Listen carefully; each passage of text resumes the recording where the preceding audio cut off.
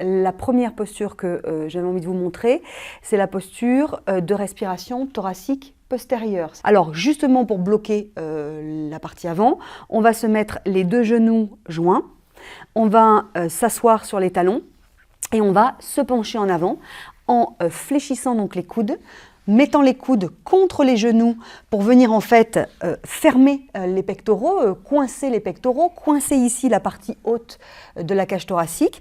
Donc les coudes sont joints et reculés contre les genoux. Ce que je veux vous dire ici surtout, c'est que la partie haute de la cage thoracique va se retrouver bloquée par la position des bras, des épaules, enfin des bras surtout bien sûr, et la zone abdominale, donc le diaphragme va se retrouver bloqué puisqu'ici, vous le voyez, le ventre est complètement en contact avec les cuisses, donc elle va avoir beaucoup plus de mal à se gonfler, à se dégonfler. Et l'idée justement ici, c'est bien d'inhiber l'action du diaphragme pour que le ventre ne bouge quasiment pas, d'accord, pour que la respiration abdominale ne se fasse pas ou très peu, et donc de venir mettre l'accent sur la partie thoracique derrière. Donc là, il va falloir se concentrer, essayer entre guillemets d'envoyer l'air sur l'arrière des poumons, et donc de sentir que sur l'inspiration, les côtes vont s'écarter de chaque côté de la colonne vertébrale, et vont se resserrer sur l'expire de chaque côté de la colonne vertébrale aussi. Donc on va sentir en fait ce mouvement. Vas-y, inspire, hop, vous voyez mes mains qui se soulèvent.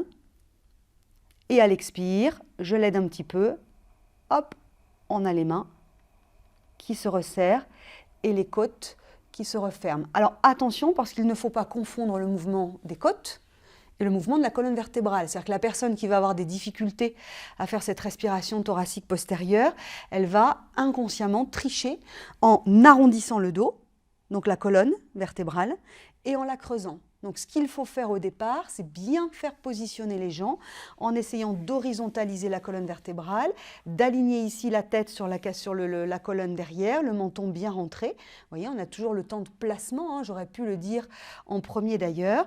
Et une fois qu'on a horizontalisé cette colonne vertébrale, bien bloqué toute la partie antérieure, on se concentre sur la partie arrière en mobilisant donc les côtes qui sont de chaque côté de la colonne vertébrale.